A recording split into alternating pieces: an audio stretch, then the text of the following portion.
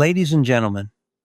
we stand at a critical juncture where history is not merely repeating itself, but is twisting in the familiar agony of violent power transitions in the Middle East. And looking at Tehran and cities across Iran today, I cannot help but recall the crises of 1979, 2009, and 2019. Yet the vital difference now is the sheer desperation on both sides, with both the regime and the protesters pushing the situation to a point of no return. We are witnessing the classic playbook of dictatorships backed into a corner, attempting to erect a theatrical facade of stability to mask the chaos, rotting the system from within. So when Speaker of Parliament Mohammad Bagher Ghalibaf addresses tens of thousands of supporters at Enqilab Square, he is not merely speaking, but performing a propaganda ritual to bolster his own forces.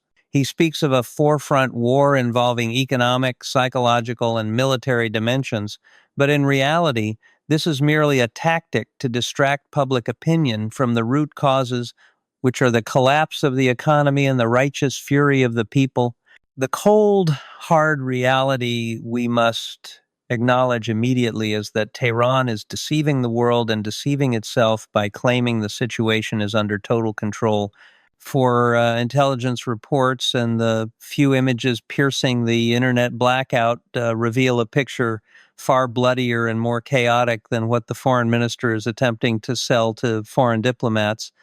When a regime must cut electricity to entire neighborhoods so security forces can fire upon crowds in the darkness, and when they must utilize drones or rooftop snipers to suppress the population, these are not the actions of a government in control, but the actions of a machine terrified of its own citizens. The casualty figures we are receiving, whether the confirmed 648 dead, including 9 minors, or the estimates exceeding 6,000,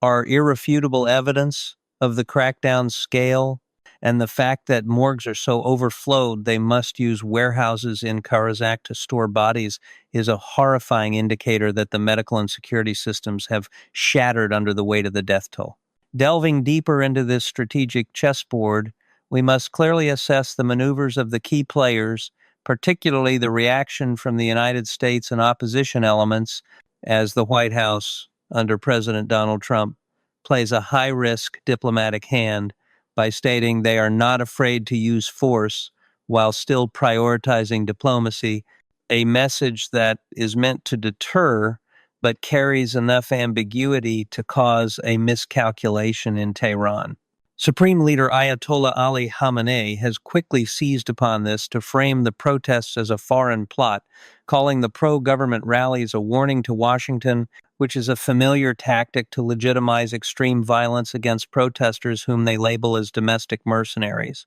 However, the regime's fatal weakness this time lies in the stamina of a protest movement now in its 16th day, which began with traders protesting currency devaluation and expanded into a call for the regime's fall, proving that the driver is not just ideology but survival and basic economic needs, a motivation that makes men far more willing to risk death than any abstract ideal. A significant new variable in this equation is the resurgence of Reza Pahlavi, the son of the ousted Shah, who is attempting to weaponize the conscience of the security forces and military by urging them to defect.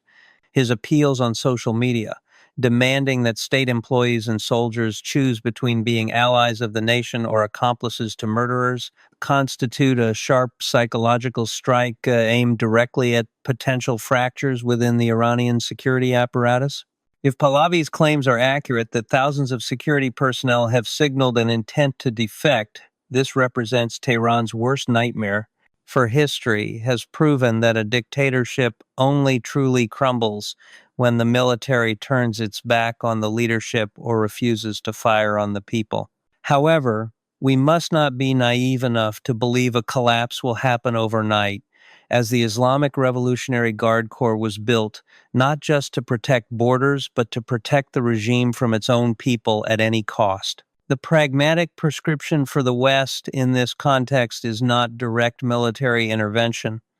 which the Iranian foreign minister is trying to provoke to justify escalation, but rather the maintenance of intense and consistent international pressure,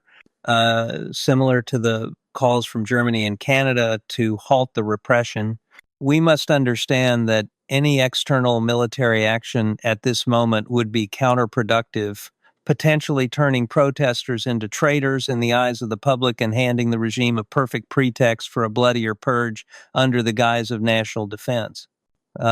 Instead, the focus must be on supporting the flow of free information and breaking the internet blockade so that the truth of atrocities such as the execution of Irfan Sultani, the first protester sentenced to death, is exposed to the light, forcing the regime to answer to the international community and its own people. The coming days will serve as either a death knell or a sign of survival for this movement, depending entirely on the population's capacity to endure this escalating brutality. Finally, when we strip away the geopolitical calculus and dry strategic analysis, the ultimate cost of this conflict always weighs heaviest on innocent civilians, on the fathers and mothers currently huddled around large screens at morgues hoping to learn the fate of their children. The image of families hoping to find their loved ones among the faces of the dead is a painful reminder of the price of freedom and the savagery of unchecked power. We who sit in safe rooms discussing strategy must never forget that behind every intelligence statistic of 6,000 dead or thousands injured are flesh and blood human beings who fell in the darkness when the streetlights went out and the shooting started. And our responsibility is to ensure that their sacrifice is not lost to oblivion amidst the power plays of nations.